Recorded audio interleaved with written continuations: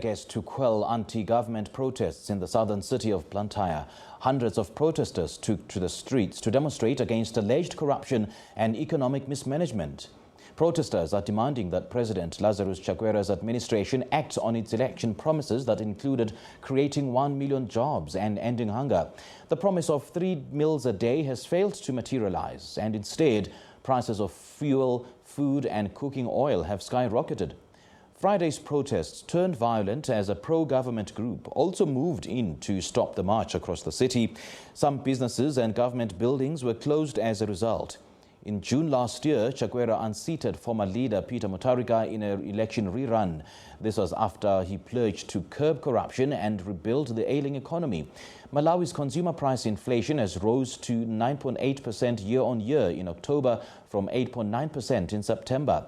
The United Nations Food Agency says world food prices reached a 10-year peak in October, led by increases in cereals and vegetable oils. Malawian journalist Daniel Mababa is in the capital, Lilongwe, and he joins us now via Zoom for more on this story. Daniel, very good evening to you. Thank you so much for joining us, and a warm welcome to the Globe.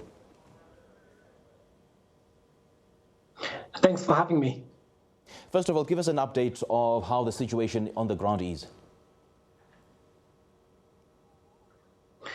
Well, there is now calm in Blantyre, but as you rightly put, it was a no-go zone, particularly on the Blantyre CBD on Friday. For most part of the morning, there were two factions or groups clashing on the street, one anti-government, the other pro-government, and police moved in to quell the situation.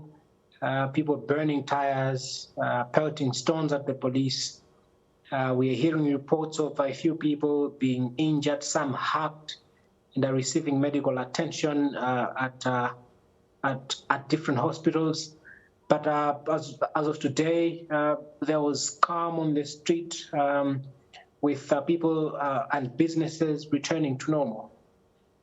Now, take us back, if you can, Daniel, the genesis of these protests. I understand that they are protesting over corruption, mismanagement of finances, and the unending poverty in Malawi. And we heard, the past week, Information Minister Gospel Kazako telling a press conference that the government realizes the problems that Malawians are facing, and the president will soon address the nation on the corrective measures. Has the president addressed the nation as yet?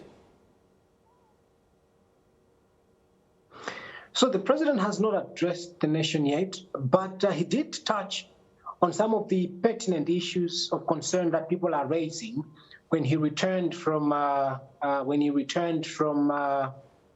UK. He was on a 3-nation tour, that took him to Dubai and then to the COP26 meetings.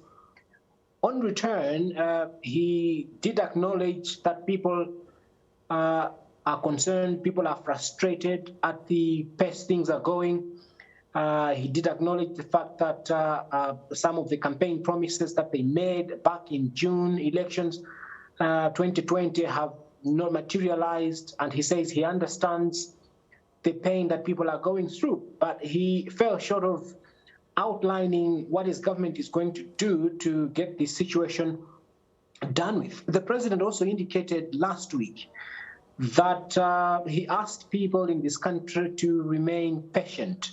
And that is the message that the information minister has also been sharing during a press conference that he held earlier this week. But before that, the first bit of your question, what we are seeing on the street now, or the events of Friday in Malawi, Blantyre to be specific, are a combination of a people that are frustrated that this government has not yet started to deliver on so many key promises. Yes, they will come to you and say, we have started, there is something that we are doing, because mostly they are touting the agriculture subsidy or affordable input program, through which people or marginalized households are accessing farm inputs. Maize is a huge thing here. It runs this economy. So they would tout the agriculture farm input program. But there are a lot of other promises that this government has not fulfilled. We do not know how much time they have to begin to fulfill them. But what we are seeing now is frustration in people. People that can't get the 1 million jobs, people that can't get free water connection, people that can't get 3 meals a day, and this is only almost one of the biggest tests for the Chakwera administration now. And chief of those concerns and promises was the 1 million jobs. Was it simply electioneering by President Chakwera, or did he perhaps conduct a study on the feasibility of providing those 1 million jobs? Did they conduct a study? No. Until now, Malawi doesn't know her unemployment rate to begin with. And therefore, it's very difficult to tell whether or not Malawi, or how many jobs have been created in the last 1 year. This administration is now into its second year.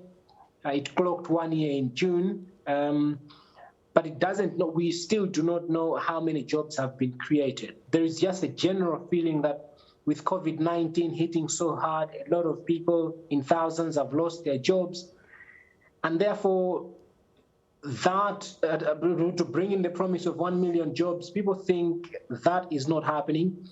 And it's so difficult to tell, given the statistics I'm giving you, but it's so difficult.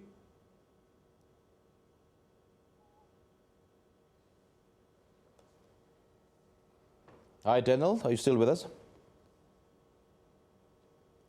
Okay, we seem to have lost Daniel Mababa there. He's a journalist in Malawi, and he was giving us an update on the ongoing protests in Blantyre in Malawi. Well, he did indicate that the situation is relatively calmer now in Malawi, so we'll try to establish connection with him as soon as his line is back up.